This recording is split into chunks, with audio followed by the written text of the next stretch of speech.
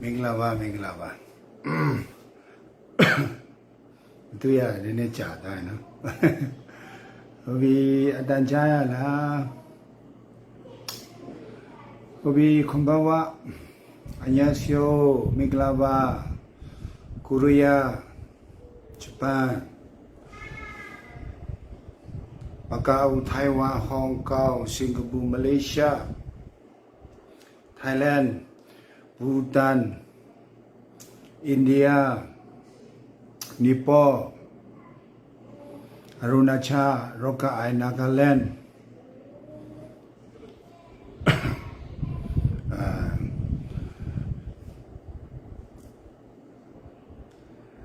Abu Dhabi, Dubai, Qatar, Europe, America, Minglava. Misabi Javila.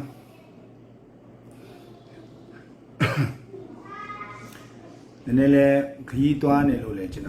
Kituane lo. Fung Laya Lem Kong. Tabu Rivare TV Sulem. Chai. The Yaro Nene Kong with the upload loaded children camera. Hobby. Hello there. The Bible there. Don't long dang like the Yawlis from Yolin Chile. Ha. So, Anatide Sura. The pure there, no? Jin. Through there, but do wedding day, I do. Eddie Bucho there, I do. Eddie that move there, I do. Do wedding day. But do that, General, a logo, General Lomaya. But do that, merely Lomaya.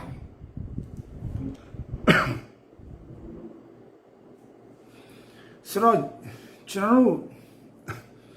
Myamananga, but do better that merely Lomaya,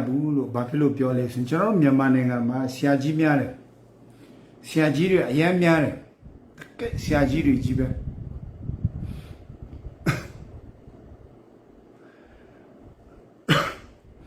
Huchanaro Yamananga, Siaji de Nangayema Chimala, as Lena Kaisun Sip Bini Jaro Shambi Masuim Jaro ACSS to SSPP Louis and Yamamia Siajiri Colon Siajiri Jiba Nangaye Pep Chimesula. Nanga yero madroga boy tataya tare siajiri jibe blumyu siajile sudra tongsa lu mya le siajire tongsa lu mya le panya shi le buma biya siajire ga ako nui $1 ye ma pasan sule buma bi ma tathe yan mya le joro Asha time, Imadan Joa Chanda, the Terry, Mia, the Terry, better Temale, better Temale room, Jochu, a Miazu at Dosalumia. So, dear culture knew Tolayema, Jaro Ulare Luria. Bayati Badade Lure, Oxati Mishide Lure. Jaro Nanga Yesule Bama Nam Lere Lure, Alurive Wulan. Eddie Bay Nagane, Form 2 Nede Luria, Siajiri. Bala Dotasa Sauroma, Sidye Namale, Wuda, Hobare, Sidye Duma Namle, Hucharo, Enujima, Tawun Tanson Lure, Nanga Yetama Tiamamba, Sidye the Mantiamamba, Akolo Tama Lurive. Jaro did a cow PDF Gen Zilu Kore, Lungeri Male, Nangaye Segu Zare Luri, Diamamabao, Panyashinu Diamamabao, Nangaye Lela Tonta de Lu, Diamamabao, Party Nangaye looks out there, Lumabao, go alone, go ACC, Tome Lame, Lome, ကိုယ့်ရဲ့တိုးတက်ရတိုးတက်ကြောင်းရှာဖွေကြမယ်ဒီအဲ့ဒီမျိုးလူတွေကြီးပဲအဲ့ဒီမျိုးလူတွေသူတို့အနေနဲ့ကြည့်မယ်ဆိုတော့အခြေခံလူတန်းစားပေါ့ကျွန်တော်တို့တွေကတိတိပညာမတတ်ဘူးခရိယလောကမှာဆိုလဲအဲ့လိုပဲခရိယဘုန်းကြီးတွေဆရာကြီးတွေအများကြီးရိုက်တက်လို့တော့မကုန်ဘူးကျွန်တော်ဗုဒ္ဓဘာသာဘုန်းကြီးမှလည်းဆရာကြီးတွေကြီးပဲမွတ်စလင်မှလည်းအဲ့လိုပဲဆရာကြီးတွေတက်ပဲတော်လိုင်းရဲ့တမားမှဆိုလဲဆရာကြီးတွေတက်ပဲသူတို့စစ်တင်တန်းတက်နေတဲ့ပုံကြတော့တက်လာတယ်စစ်တင်တန်းပေးတဲ့အချိန်မှာဘိညာပေးတဲ့အချိန်မှာတော့တနတ်တွေပါတယ်တိတ်ရဲလေဖောက်မင်းကွန်ပြောတော့မှတနတ်တွေပါတယ်ထုတ်ပြီး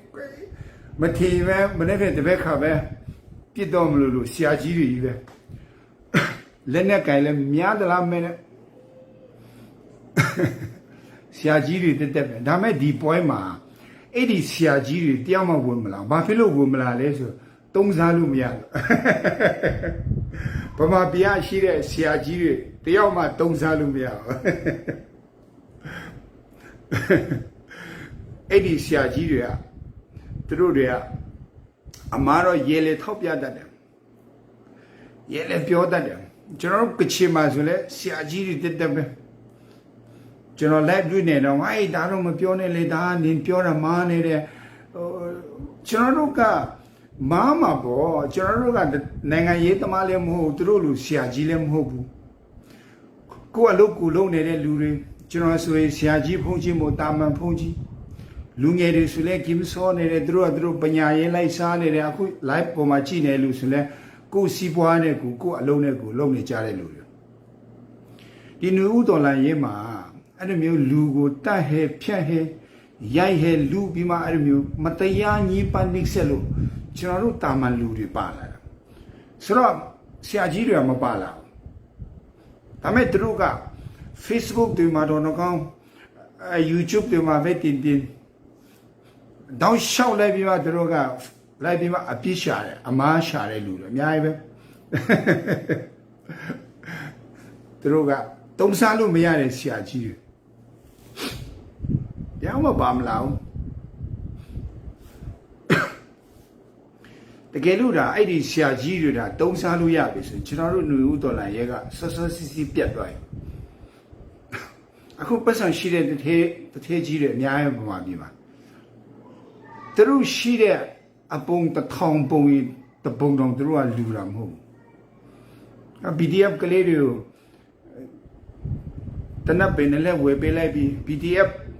PDF ကလေးတွေစားဖို့တောက်ဖို့ဘလောက်ပေးလိုက်ပြီဆိုတာမလုပ်ဘူးသူတို့စေတင်းတင်းနဲ့ဆေလောက်လူလဲတော့မှ Facebook ပေါ်ရေးလေကြွားတာသူက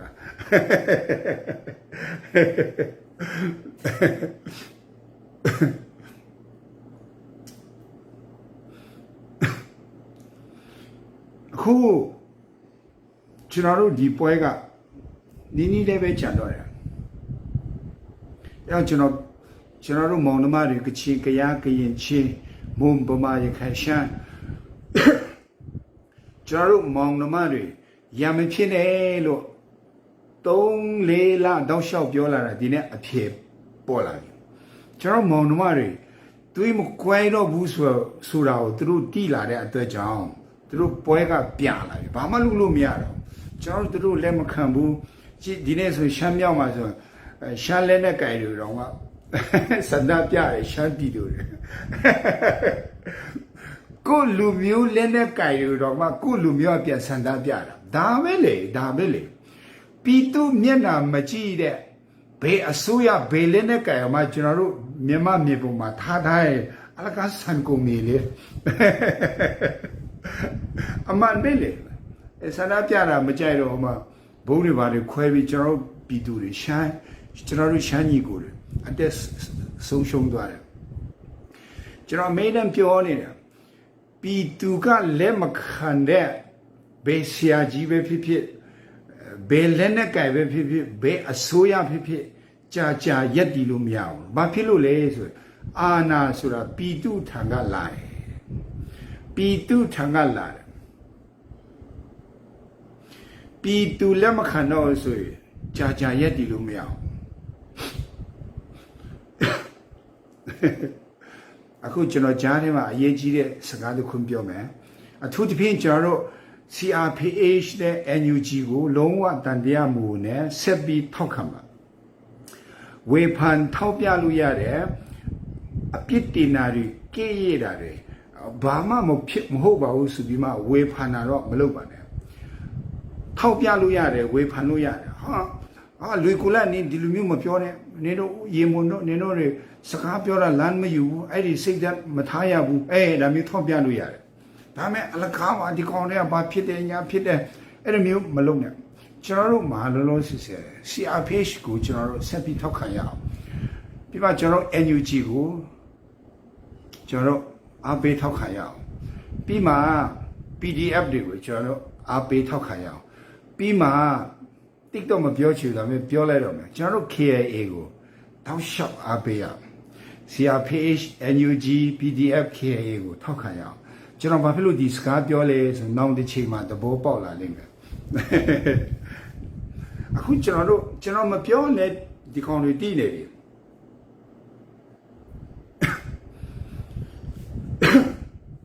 တီးနေတယ်ကျွန်တော်တို့ကချင်ဒလာနေမနေနိုင်ဘူးကျွန်တော် live ကိုကြည့်တယ်ကချင်လောက်ကောင်းနေတာအစပြီးကချင်လိုရေးရေးလေးဖြေးတာသူကဘာဖြစ်လို့လဲဆိုရင်သူတို့ကမအားလာအဲ့ဒီဥဖြင့်တုနဲ့သုံးတိုင်ငလာရဲ့လူတွေကချင်မှာအများကြီးရှိတယ် live ထဲမှာတော့မှကြည့်တယ်တချို့ဆိုရင်အကြောင်းသိမသိတဲ့လူဆို comment တွေပါတယ်ရေးပြီးတော့ day fight တဲ့လူတွေရှိတယ်အခုအဲ့ဒီဥဖြင့်တုနဲ့သုံးလုံးတိုင်ငလာရဲ့ချင်းချာတက်ကကချင်ကိုတောက်လျှောက်ထိုးနေတာကချင်ကိုပဲသူကတေးနေတယ်ဘာဖြစ်လို့လဲဘာဖြစ်လို့ကချင်ကိုရေးရေးလဲလဲထဲနေတာလဲအဲ့ဒါသူတို့ကထောက်လိုက်ရင်မဆိုးဘူးသူတို့ထောက်လိုက်ရင်မဆိုးဆိုတာဥဖြစ်တို့ရဖွဲ့တယ်သူတို့တီးတယ်အညာတီးတယ်သူတို့စိတ်ထဲမှာ NUG CRPH KIA မရှိတော့ဘူးဆိုရင်နေဦးဒေါ်လာရဲ့မရှိတော့ဘူးလို့သူတို့ဒီလိုပဲထင်ထားတယ်တကယ်ဆိုတော့ CRPH NUG KIA ဘလူသူတို့ဆက်သွယ်ပြီးအလုပ်လုပ်ကြလဲဆိုတော့ကျွန်တော်မသိဘူးကျွန်တော်မသိဘူးသူတို့ဆက်သွယ်တယ်လို့သူတို့တဖွဲ့ထဲပါ CRPH NUG နဲ့ KIA တဖွဲ့ထဲပါလို့ကျွန်တော်လုံးဝမပြောဘူးနော်ဒါပေမဲ့ကျွန်တော်ခန့်မှန်းကြည့်တာပါသူတို့အရန်ကိုစစ်ကြောင်းထိုးတော့တယ်နော်ရှိတယ်များလက်နဲ့တွေကြီးစံနေနေတိုင်းအချိန်တိုင်းမှာတိုက်ပွဲဖြစ်နေတာဆိုတော့ဒလန်လည်းအများကြီးဒလန်လည်းအများကြီး PDF တွေမှာလည်းထိုးထဲတယ်သူတို့အလင်းဝင်တဲ့အထဲမှာလည်းထိုးထဲတယ်အများကြီးပဲ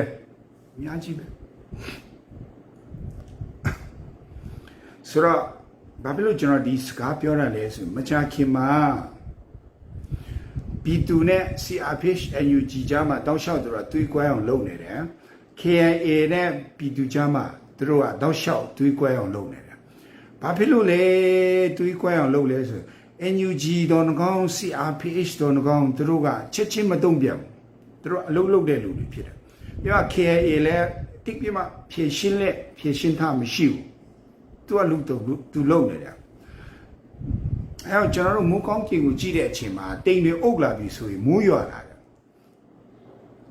ဆိုတော့ကျွန်တော်တို့စကိုင်းတိုင်းအထက်ပိုင်းမှာ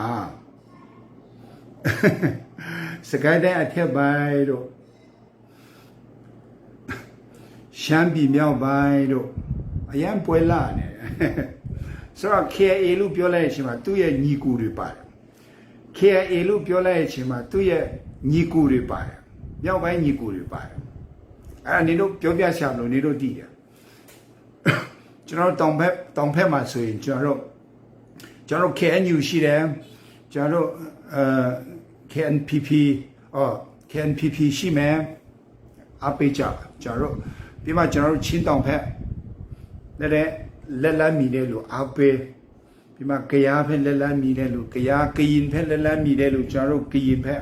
အဲ့လိုအပိမြောက်ပိုင်း ဖက်လက်လန်းမိတယ်လို့မြောက်ပိုင်းဖက်နော်ဆိုတော့သူတို့ရဲ့ gene ကိုလက်မခံနဲ့ EAO လို့ခေါ်တဲ့တိုင်းသားလက်နဲ့ကြိုက်တယ်ကချင်ကရားကရင်ချင်း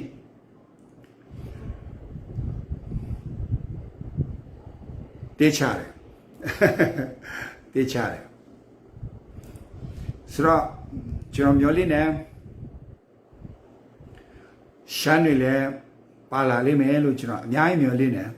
ပြမမွန်တွေလည်းပါလာလိမ့်မယ်လို့အများကြီးမျှော်လင့်နေဘာဖြစ်လို့လဲဆိုဒီပွဲကဘယ်သူမှကြံခဲလို့မရဘူးပါကူပါလာရမယ်အခြေအနေရောက်လာလိမ့်မယ်တကယ်လို့မပါလာဘူးဆိုရင်တေချတယ်မြောက်မြန်မာမှာကြံခဲရလိမ့်မယ်ဆိုတော့ကျွန်တော်တို့ဗမာပြည်မှာဆရာကြီးတွေပဲအခုနိုင်ငံရေးတွေမှာကြည့် Facebook တွေမှာတချို့ဆို form ထုတဲ့လူတကယ်ပညာရှင်တွေပဲသူတို့ပြောလိုက်တယ်နားထောင်လိုက်ဟုတ်တယ်နော်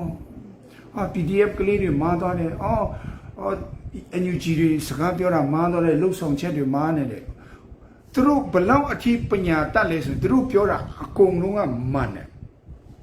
သူတို့ပြောတာအကုန်လုံးမှန်တယ်ကျွန်တော်တို့ NUG CRPH တွေကျွန်တော်တို့ PDF တွေအားနည်းချက်တွေသူတို့ထောက်ပြသွားတာတကယ်မှန်တယ်ခင်တာကအဲ့ဒီဆရာကြီးတွေကအဲ့ဒီဆရာကြီးတွေကလုံးဝတုံးစားလို့မရတဲ့ဆရာကြီးတွေဆိုတော့ဒီလောကမှာတိတ်တက်ဆရာမလို့တိတ်တော်ဆရာမလို့အဓိကအလုပ်လုပ်ဖို့ပဲအဓိကအလုပ်လုပ်ဖို့ပဲတခါကတော်လန်ရေးဆိုတာပိတ်ဆက်ရတယ်ချီကွီဗာရာနဲ့အဖွဲ့ကသူတို့အကြီးအကျယ်သူတို့စစ်ရှုံးတယ်သူတို့တော်လန်ရေးအဖွဲ့တယ်စစ်ရှုံးပြီးမှ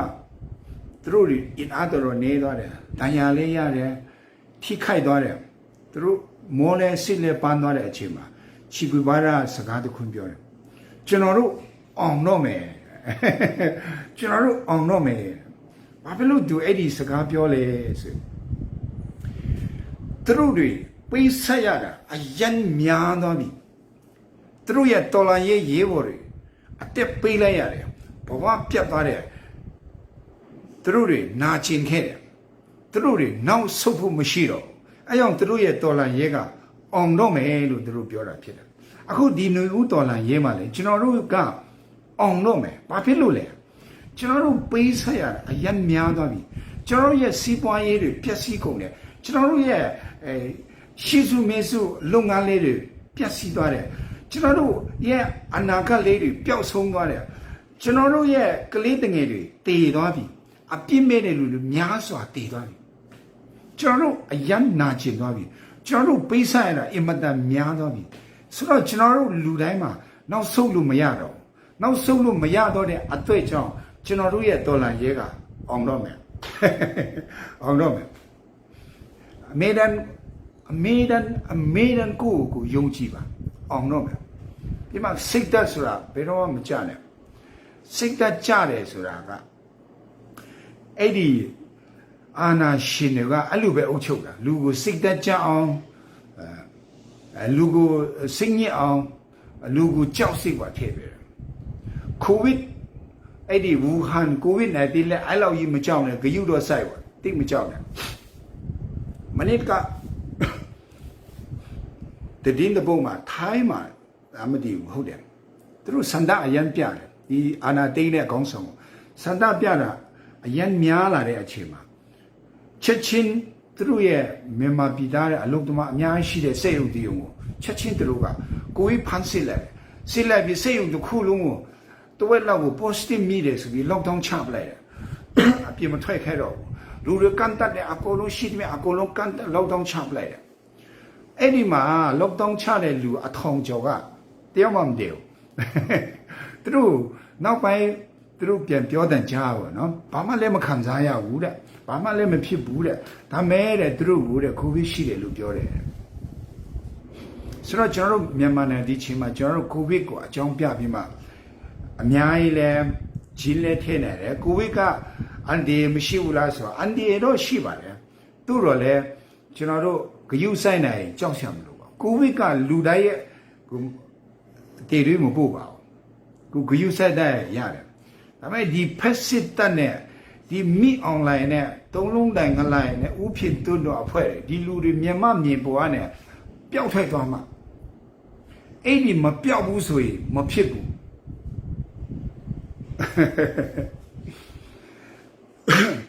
ကျွန်တော်တို့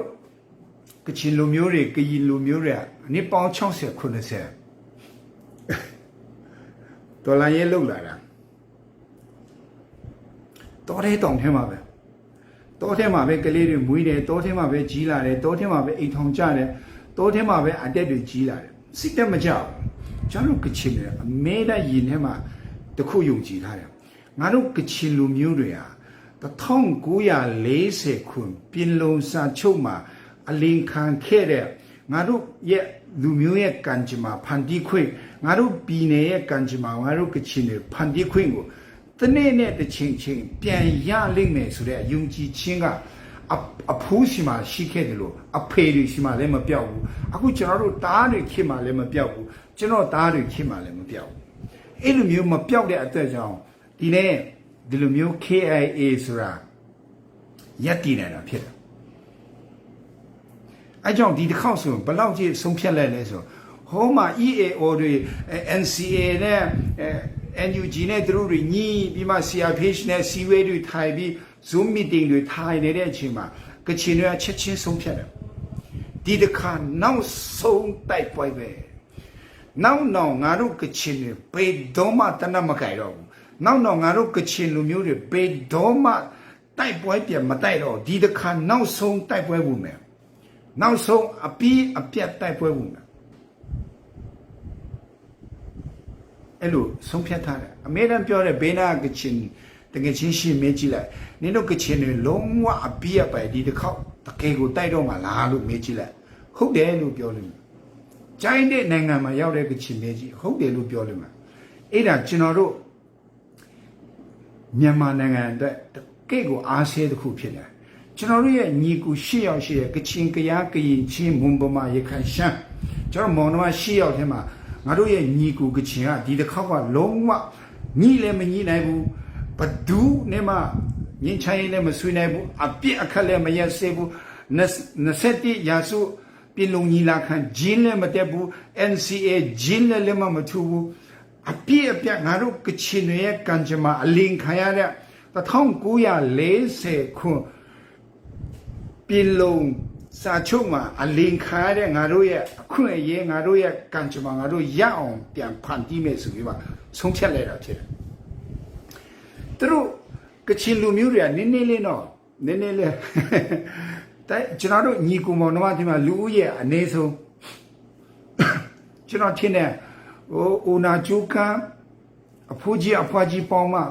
9သိန်း10သိန်းလောက်ပဲရှိတယ်တိုင်းတာမောင်နှမထင်မှကျွန်တော်ကချင်တွေကတကယ်ကိုလူနည်းစုဖြစ်တယ် minority ကျွန်တော်ဗမာညီကူတွေကဗမာတိုင်းသားတွေက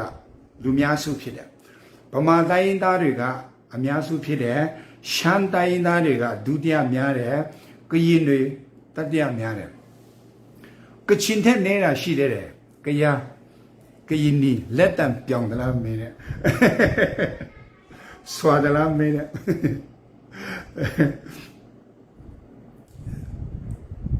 ဆိုတော့ကျွန်တော်တို့မောင်နှမတွေအခုကြားလဲလုံးဝဆုံးဖြတ်ထားတယ်ကချင်တွေဆုံးဖြတ်ထားတယ်ဘာစိတ်သက်ကြရှာလို့ဘာစိတ်သက်ကြရှာလို့ကျွန်တော်စိတ်သက်ကြပြီးကျွန်တော်လက်လျှော့လိုက်ရင်ကျွန်တော်တို့ရဲ့တားစီမဲဆက်သွားရောကျွန်တော်တို့ဘဝပါသွားပြီကျွန်တော်တို့ရဲ့ဘဝကတကောင်ထက်နဲ့တည်းညမရှိဘူးရှေ့ကိုဆက်သွင်းယူမယ်ဒီလောက်ဒီခီးရောက်လာပြီးမှဒီအခြေအနေရောက်လာပြီးမှဇိုက်လုံးလို့မရဘူးလုံးဝမရဘူးကျွန်တော်တို့ရဲ့လိုက်တာမှာရှိတဲ့ကျွန်တော်တို့ကလေးတငယ်တွေရန်ကုန်မှာရှိတဲ့မြောက်ဥက္ကလာမှာရှိတဲ့ကျွန်တော်တို့ရဲ့ကလေးတငယ်တွေမန္တလေးစိန်ပန်းမြန်မာပြည်ကျွန်တော်တို့စကိုင်းတိုင်းမှာရှိတဲ့မုံရွာတို့မှာရှိကျွန်တော်တို့ရဲ့လူငယ်တွေ ကျွန်တော်တို့ရဲ့ဆရာဝန်တွေကျွန်တော်တို့ရဲ့ဆရာမတွေတိတပညာရှင်တွေကျွန်တော်တို့ရဲ့စီးပွားရေးသမားတွေကျွန်တော်တို့အကုန်လုံးကိုဒီလိုမျိုးအချင်းကြီးတက်တော့ကျွန်တော်တို့ဒီတိုင်းတော့လက်လျှော့လိုက်လို့မရဘူးလေဒါကျွန်တော်တို့အရန်အားရကြတာလုံးဝလက်မခံနိုင်ဘူးလုံးဝလက်မခံဘယ်တော့မှအရှုံးမပေးဘူးဘယ်တော့မှအရှုံးမပေးဘူးဘာဖြစ်လို့လဲဒီလားဒီတစ်ခေါက်ကျွန်တော်တို့ကချင်ကယားကရင်ချင်းမွန်ဗမာရခိုင်ရှမ်းငါတို့မောင်နှမရှိရဘူးဘယ်သူမှဂျင်းထဲလို့မရငါတို့ကချင်ကိုကချင်တောင်ဂျင်းထဲလို့မရတော့ရှမ်းကိုရှမ်းတောင်ဂျင်းထဲလို့မရတော့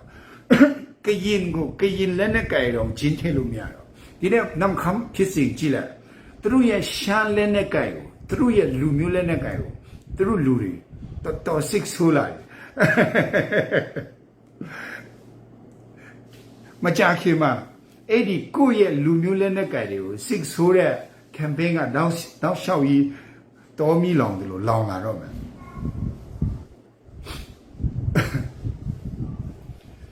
ဆိုတော့ကျွန်တော်ခွန်အားပေးချင်တယ်ကျွန်တော် EAO တွေဒီချိန်မှာအမြန်ဆုံးကိုယ့်ရဲ့လူမျိုးကိုယ့်ရဲ့ပြည်နယ်ရဲ့ကံကြမ္မာကိုဖန်တီးခွင့်ရဖို့ကိုယ့်လူမျိုးကံကြမ္မာကိုဖန်တီးခွင့်ရဖို့1940ခုပြည်လုံးမှာအလင်းခံခဲ့တဲ့နှစ်ပေါင်း80လုံးအလင်းခံရတဲ့ကျွန်တော်တို့ရဲ့ဆုံးရှုံးသွားတဲ့ငါတို့ညီကိုမောင်နှမ10ယောက်ရဲ့အခွင့်အရေးနှစ်90လုံးဂျင်းထက်ခါတဲ့ငါတို့ညီကို10ယောက်ရဲ့တမိုင်းချွေးကိုဒီတစ်ခေါက်ကျော်တော့ကောင်းကောင်းဆက်မရတော့ဘူးညတော့ဥဖြစ်တော့သုံးလုံးတန်ကလာရဲ့မရပါသားတွေဒုမနာသားတွေမွေခါရက်ကွဲလူတွေဒီညတော်တော်တက်လာတယ်ဟောကချင်ကချင်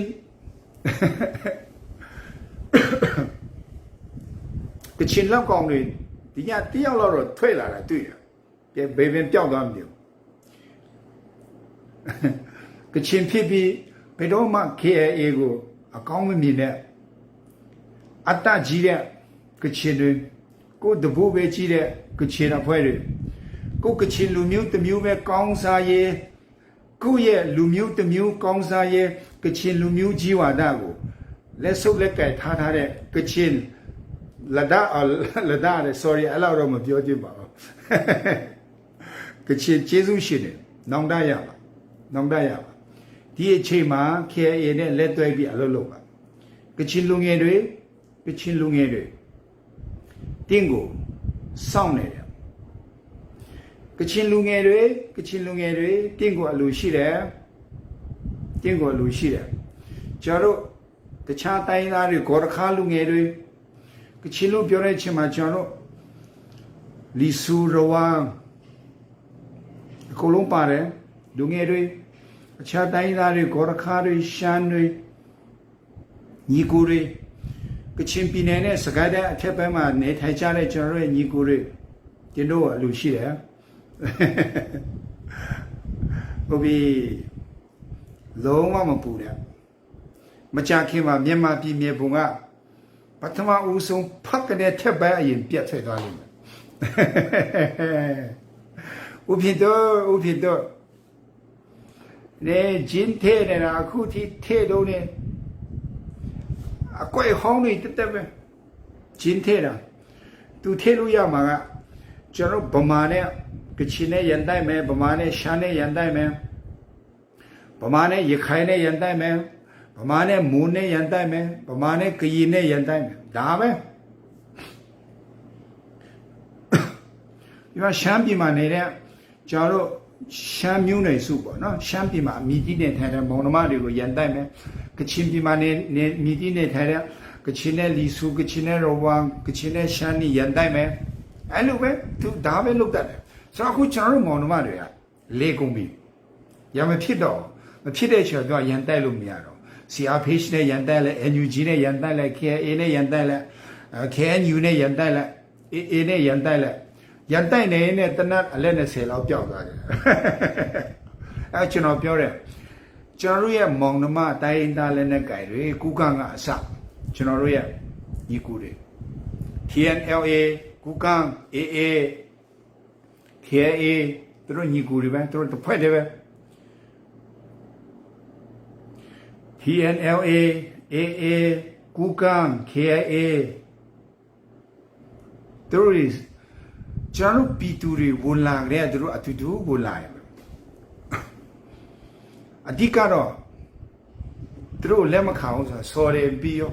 နော်အဲကြောင့်အရင်ကတည်းကကျွန်တော်ပြောတယ် AA ကိုနင်တို့ဘာမှမပြောနဲ့လို့ဆိုတော့ကျွန်တော်ရဲ့ညီကိုတွေကျွန်တော်မောင်နှမ၈ယောက်ရှိတယ်မောင်နှမ၈ယောက်မှာကျွန်တော်လူမျိုးကြီးဝါဒတဘိုးထဲကြီးတဲ့လူတွေမယိုးသားတဲ့နိုင်ငံရေးပါတီတွေနိုင်ငံရေးသမားတွေလက်နက်ကိုင်တွေကိုဗမာမှာရှိရင်ဗမာညီကိုတွေဖိအားပေးပါကချင်မှာရှိရင်ကချင်တွေဖိအားပေးပါတာဝန်ယူပါချင်းတွေကိုဘယ်တော့မှမစည်းလုံးနိုင်တဲ့ချင်းတွေကိုချင်းတွေဖိအားပေးပါပြီးမှတာဝန်ယူပါဥမာကျွန်တော်တို့ရခိုင်ကိုရခိုင်တွေပြောပါစေမွန်လက်နက်ကိုင်တွေကိုမွန်တွေပြောပါစေရှမ်းလက်နက်ကိုင်တွေကိုရှမ်းတွေပြောပါစေကရင်တွေကိုကရင်ကိုပြောပါစေပြောရင်ပဲမကပဲနဲ့ကျွန်တော်တို့ဖိအားလေးပေးရမယ်သူတို့ဝင်လာအောင်ကျွန်တော်တို့ကနင်တို့ထောက်ပံ့မယ်ငါတို့ပြည်သူတွေနင်တို့ဖက်မှာလုံးလုံးရက်တည်မယ်နင်တို့ကြီးစံဝယ်ဖို့ပတ်စံမရှိလဲမကြောက်နဲ့ငါတို့ပြည်သူတွေထုတ်ပေးမယ်ငါတို့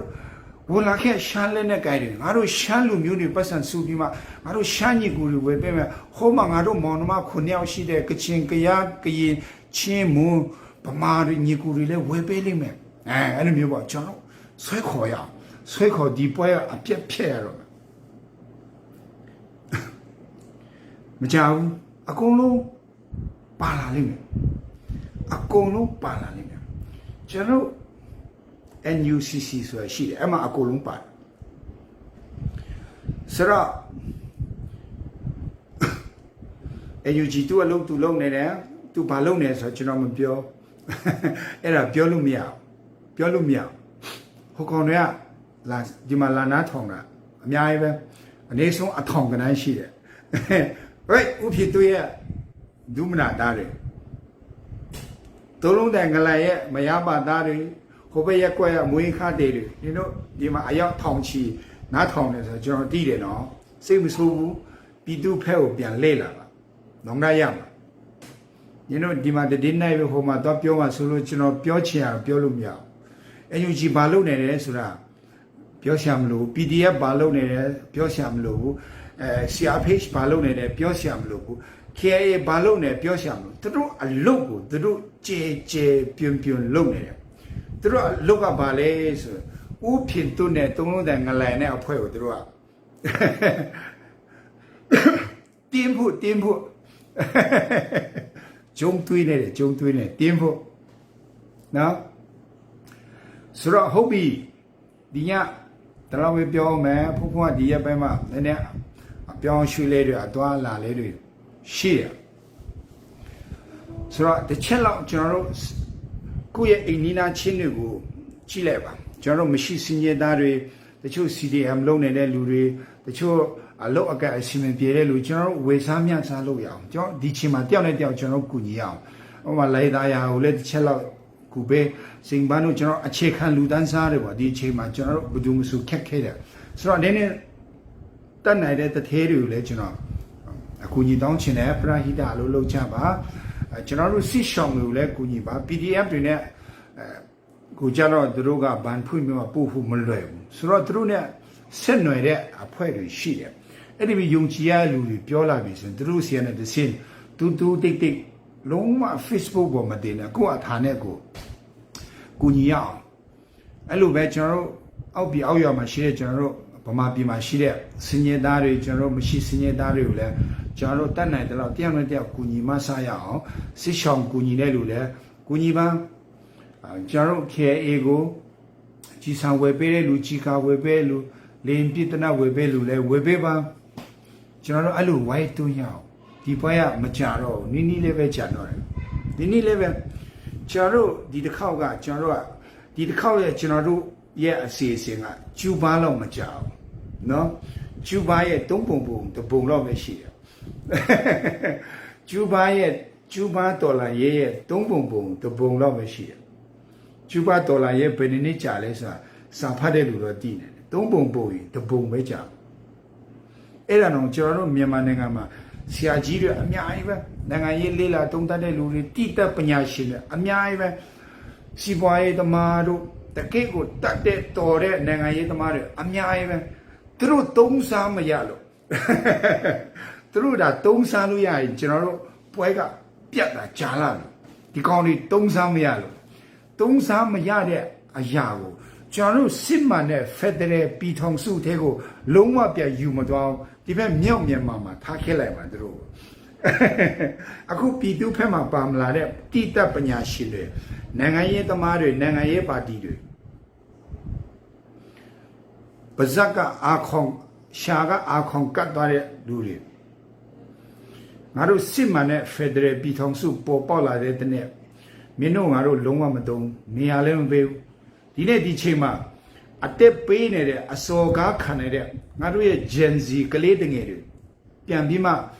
မြန်မာနိုင်ငံရေးကိုအတိတ်ကနေပြန်ပြီးသူတို့စတင်မှာမချင်မပါစေဘာမှဖြစ်ဘူးငါတို့$ဒေါ်လာရဲ့အမမားနဲ့စလာတယ်ဒီခီးရောက်လာ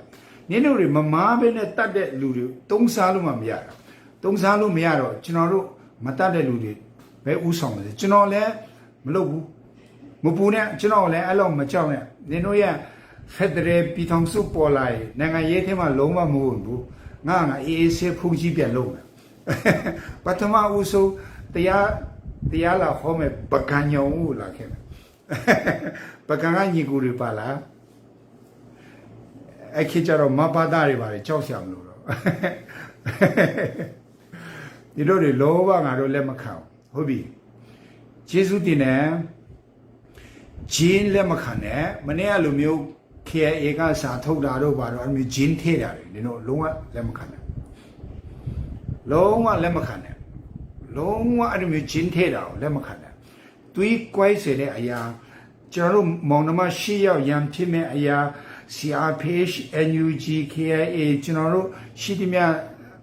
EAO တွေနဲ့ကျွန်တော်တို့သွေးကွဲစေမဲ့စကားပြောလာပြီဆိုလက်မခံနဲ့ဘလောက်ပဲမှန်မှန်သွေးကွဲစကားပြောလာရင်လုံးဝလက်မခံနဲ့ဒီချိန်မှာတို့ကဒါပဲလုပ်เสียရှိတယ်ဘာဖြစ်လို့ဒါပဲလုပ်လဲဆိုဒါကပဲအဓိကတော့ဖြစ်လို့ဒါကပဲတော့ဖြစ်လို့လုံးဝရန်နေတော့မဖြစ်နဲ့အဲ့လိုမျိုးတွေ့ပြီဆိုထုတာဟုတ်ပြီကျေးဇူးတင်တယ်အရေးကြီးစကားပြန်ပြောမယ်မောင်မရှိရောက်လာခဲ့မယ်ရန်ကုန်လဲလာခဲ့မယ်